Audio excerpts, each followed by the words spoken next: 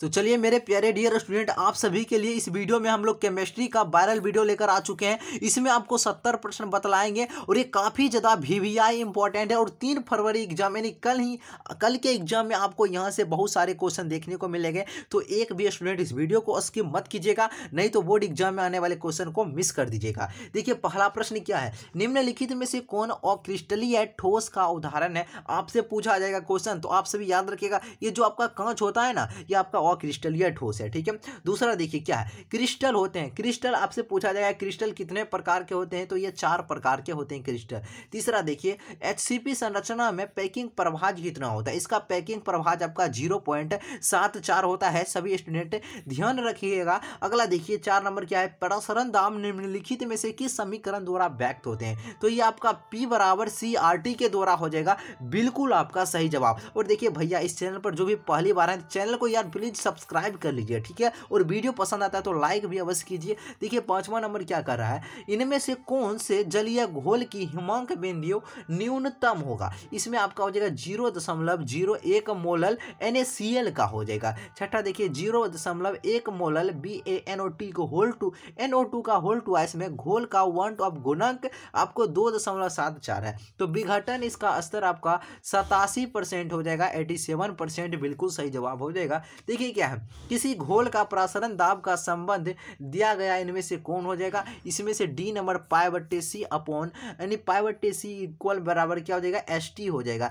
निम्न में से ताप के द्वारा प्रभावित नहीं होता, तो ये मोललता जो है ये ताप के द्वारा प्रभावित नहीं होता है। ठीक है, चलिए अगला देखिए। और अगला क्वेश्चन है, 1 मोल Al3+ को Al में यानी एल्युमिनियम में अपचयन के लिए कितने आवेश की आवश्यकता पड़ती है। इसमें जो आवेश की भैया आवश्यकता पड़ती है 3 × 10⁵ कूलम इसमें आवेश की आवश्यकता पड़ती है। अगला देखिए, अगला सोडियम क्लोराइड के जलीय घोल का विद्युत विच्छेदन कराने पर धनोद एवं ऋणोद पर प्राप्त प्रतिफल ऑक्सीजन और हाइड्रोजन प्राप्त होता है। ठीक है, 96,500 कूलम विद्युत धारा CuSO4 के घोल से मुक्त करती है। 31.75 ग्राम कॉपर यह मुक्त करता है। 1 फैराडे बराबर होता है 96,500 कूलम के लगभग होता है। अगला देखिए, अगला प्रश्न क्या कह रहा है आपसे, अगला प्रश्न पूछा जा रहा है, वैद्युत अपघट्य सेल में इलेक्ट्रॉन जिस इलेक्ट्रोड से घोल में प्रविष्ट करता है उसे क्या कहा जाता है, उसे कहा जाता है कैथोड कहा जाता है।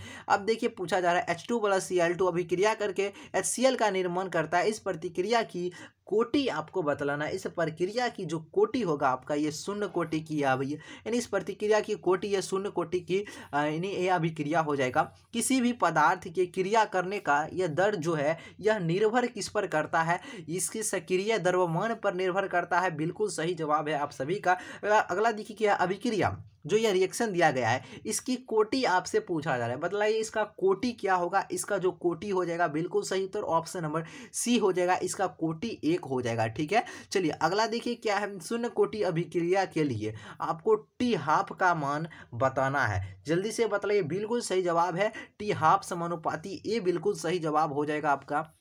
भौतिक अधिशोषण में लगभग उष्मा उत्सर्जित होती है 20 से 40 kg मोल होता है। ठीक है, P2O5 अच्छा है, एक क्या है अच्छा, ये अच्छा एक अवशोषक है, बिल्कुल सही उत्तर हो जाएगा अवशोषक। अगला देखिए, अगला प्रश्न देखिए और डायरेक्ट आपके बोर्ड एग्जाम में यहाँ से बहुत सारे क्वेश्चन टकराएंगे। निम्नलिखित में से किसके लिए हिमांक का अवनमन अधिकतम होगा। ये क्वेश्चन श्योर है देखने को मिलेगा K2SO4, बिल्कुल सही जवाब हो जाएगा। 234.2 ग्राम चीनी के घोल में 34.2 ग्राम चीनी है, घोल का मोलर सांद्रण क्या होगा। इसका मोलर सांद्रण आपसे पूछ रहा है, इसका जो मोलर सांद्रण हो जाएगा ये आपका 0.5 हो जाएगा। उत्प्रेरक एक वस्तु है जो किसी वस्तु की सम अवस्था प्राप्त करने के समय को कम कर देता है, बिल्कुल सही जवाब हो जाएगा। अगला देखिए, निम्नलिखित में से कौन सही है। देखिए सभी अयस्क जो होते हैं यह सभी अयस्क खनिज होते हैं, बिल्कुल सही उत्तर हो जाएगा ऑप्शन नंबर ए हो जाएगा। अगला प्रश्न का जवाब दीजिएगा, लोहे का मुख्य अयस्क क्या होता है। मैग्नेटाइट, सिडराइट, हेमेटाइट, इनमें से सभी। तो आपका जवाब क्या हो जाएगा, इनमें से सभी आपका बिल्कुल सही जवाब हो जाएगा, इनमें से सभी। जिंक ब्लेंड अयस्क का सांद्रण किस विधि से होता है। तो देखिए जिंक ब्लेंड अयस्क का जो सांद्रण होता है फेन उत्प्लवन विधि के द्वारा किया जाता है, यानी ऑप्शन नंबर आपका C नंबर राइट आंसर हो जाएगा। अगला देखिए, अस्पेलेटर है, पूछा जाएगा आपसे अस्पेलेटर क्या है, तो ये आपका अशुद्ध जिंक है। अभिक्रिया, इस अभिक्रिया को इस इस अभिक्रिया में ताप बढ़ने से क्या होता है, अमोनिया NH3 का उत्पाद जो होता है आपका भैया ये घट जाता है। ठीक है, साधारण नमक का सूत्र क्या होता है, साधारण नमक का सूत्र NaCl होता है। चलिए, आवर्त सारणी के ग्रुप 1 के सभी तत्व को जाना जाता है, आवर्त सारणी के ग्रुप 1 के सभी तत्वों को जाना जाता है, वह जाना जाता है आपको क्षारीय धातु के नाम से। और देखिए, ग्रुप दूसरे के तत्व यानी जो आवर्त सारणी के ग्रुप 2 के तत्व को क्षारीय भूमिज तत्व के नाम से जाना जाता है और ग्रुप 1 के तत्व को क्षारीय धातु। ठीक है, याद रखिए। किस अणु का द्विध्रुव आघूर्ण है जो कि शून्य है, तो ये आपका BF3 का हो जाएगा बिल्कुल सही उत्तर। H3PO3 है एक, H3PO3 एक है, यह द्विभाषमिक अम्ल हो जाएगा। सोडियम आवर्त सारणी में किस ग्रुप का सदस्य है, तो ये आपका है ग्रुप 1 का, ग्रुप 1 का है आपका सोडियम। अगला हीरे में देना, हेलीना करे रब से फरियाद, आप सब ट्रिक पढ़े होंगे। हीरे में कार्बन का संकरण, देखिए पूछा जाएगा आपसे, हीरे में कार्बन का संकरण क्या होता है, sp3 होता है बिल्कुल।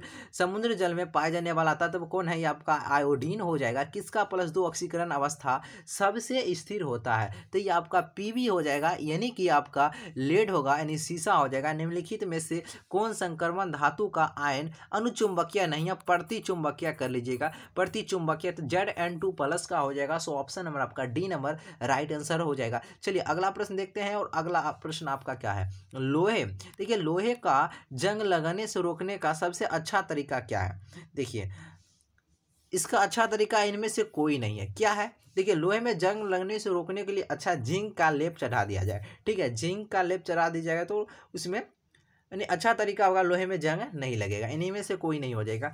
Na2 Na3 इसमें इसका उप संयोजन संख्या पूछ रहा है, बतलाइए इसका उप संयोजक संख्या कितना हो जाएगा, बतलाइए इसका आंसर क्या हो जाएगा, बिल्कुल सही उत्तर हो जाएगा आपका 3 हो जाएगा। निम्न आयनों में से कौन प्रतिचुंबकीय, देखिए पूछा जा रहा है आपसे प्रतिचुंबकीय, अभी तुरंत बतलाए हैं, Zn2+ हो जाएगा।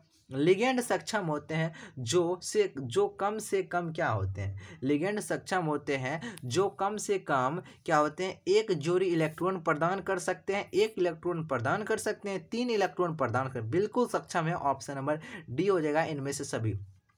हेक्साएमाइन प्लेटिनम 4 क्लोराइड का सही सूत्र इसका बतलाना है, इसका सही सूत्र क्या हो जाएगा, ये ऑप्शन नंबर आपका बिल्कुल ए नंबर बिल्कुल सही उत्तर हो जाएगा आपका ऑप्शन नंबर ए। इसका नाम क्या है, हेक्साएमाइन प्लेटिनम 4 क्लोराइड। ठीक है, अगला देखिए, कार्बोनिक यौगिक में तत्व उपस्थित होना चाहिए, कार्बन में होना चाहिए भैया, बिल्कुल सही हो जाएगा आपका। एल्कील हैलाइड को अल्कोहल में बदला जाता है, देखिए एल्कील हैलाइड को अल्कोहल में बदला जाता है, विस्थापन अभिक्रिया के द्वारा बदला जाता है। इथेन में कार्बन का संकरण आपसे पूछा, इथेन में कार्बन का संकरण क्या होता है, तो sp3 होता है। एल्कीन निम्न में से कौन सी अभिक्रिया देती है, देखिए एल्कीन जो है यह कौन सी अभिक्रिया देती है, तो ये आपका योगात्मक, कौन देती है, योगात्मक अभिक्रिया देती है, बिल्कुल सही उत्तर हो जाएगा योगात्मक। अगला देखिए, कौन सबसे शक्तिशाली केंद्र स्नेहील है, सबसे शक्तिशाली केंद्र स्नेहील है, मतलब क्या हो जाएगा, ऑप्शन नंबर आपका बिल्कुल डी नंबर हो जाएगा,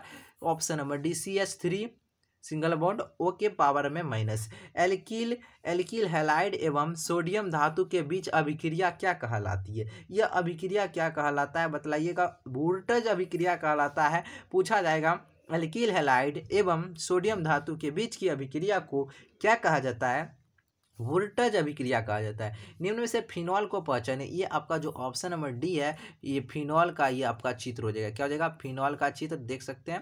और एक यहाँ पर दिए, इसको छोड़ दीजिए, यहाँ पर इसको फिर छोड़ दीजिए, यहाँ पर कहीं पर OH लगा दीजिए, यही आपका फिनॉल होता है, सही उत्तर हो जाएगा ऑप्शन नंबर डी। अगला चलिए, अगला देखिए क्या, इथेनॉल जल में घुलनशील है क्योंकि ये जल के साथ निर्माण क्या करता है, ये जल के साथ जो भैया निर्माण करता है, हाइड्रोजन बॉन्ड का निर्माण करता है। ग्लिसरॉल है, यह एक ट्राइहाइड्रिक अल्कोहल है। सो ऑप्शन नंबर आपका डी नंबर राइट आंसर हो जाएगा। 1 डिग्री 2 डिग्री 3 डिग्री अल्कोहल में अंतर ज्ञात करते हैं, देखिए इसमें जो अंतर ज्ञात करते हैं आप सभी ना, ये ऑक्सीकरण विधि, लुकास प्रतिकारक विधि और विक्टर मेयर परीक्षण, इन सभी के द्वारा इसका अंतर जांच किया जाता है। इथॉक्सीन इथेन कौन सा है, इनमें यानी इथॉक्सी इथेन का सूत्र आपको बतलाना है। इसका सूत्र क्या हो जाएगा, C2H5OC2H5 हो जाएगा। निम्नलिखित में से कौन अल्डोल संघनन में भाग लेता है, अल्डोल संघनन में CH3CHO हो जाएगा। कौन कार्बनिक यौगिक सिल्वर मिरर यह जांच देता है, यह होता है आपका HCOOH, बिल्कुल राइट आंसर हो जाएगा। CH3COOH का आयुपेक नाम क्या होता है? तो इथेनोइक अम्ल होता है, बिल्कुल सही उत्तर। अब देखिए अगला क्वेश्चन क्या कर रहा है, निम्नलिखित में से कौन एकल सेकेराइड इनमें से कौन है, पूछा जाएगा। तो फ्रुक्टोज जो होता है आपका एकल सेकेराइड है। पाराल्डिहाइड किसका त्रिवियक है? यह जो है आपका किसका हो जाएगा, यह आपका इथेनॉल का त्रिवियक है। अगला देखिए, एक यौगिक जलासन के पश्चात 1 डिग्री एमीन देता है, इस यौगिक का आपको नाम बतलाना है, पूछा जाएगा क्वेश्चन। तो याद रखिएगा इस यौगिक का नाम एमाइड हो जाएगा। कैल्शियम फॉर्मेट को गर्म करने पर क्या बनता है? तो इसको गर्म करने पर क्या बनता है? तो फॉर्मल्डिहाइड प्राप्त होता है। अगला देखिए अगला क्वेश्चन क्या है, अगला क्वेश्चन इसका नाम बतलाना, इसका नाम ही क्या, इसका आयुपेक नाम क्या हो जाएगा? इसका नाम हो जाएगा आपका एन इथाइल एसिटामाइड, बिल्कुल सही उत्तर ऑप्शन नंबर ए हो जाएगा। अगला देखिए क्या है, प्राथमिक एमीन की पहचान किसके द्वारा की जाती है? तो यह किया जाता है CHCl3+KOH के द्वारा पहचान किया जाता है। निम्नलिखित में से कौन संगणक बहुलक आपका नहीं है? तो यह आपका कौन हो जाएगा, डेक्रोन, बिल्कुल ऑप्शन नंबर डी इसका आंसर हो जाएगा डेक्रोन। ब्यूना एन तथा ब्यूना एस क्या है? ब्यूना एन तथा ब्यूना एस ये संश्लेषित रबर है। एंजाइम क्या है? तो यह प्रोटीन है, क्या हो जाएगा, प्रोटीन हो जाएगा। ग्लिसरॉल है एक ट्राइहाइड्रिक अल्कोहल हो जाएगा, बिल्कुल सही उत्तर आपका। जो भी डी लगा रहे हैं बिल्कुल सही जा रहे हैं। निम्नलिखित में से कौन कृत्रिम मीठा भी करता है? सैकरीन, एस्पार्टेम, सोडियम साइक्लोमेट, इनमें से सभी, बिल्कुल आपका जवाब हो जाएगा ऑप्शन नंबर डी। वह पदार्थ जो शरीर के ताप को कम कर देता है वह क्या कहलाता है?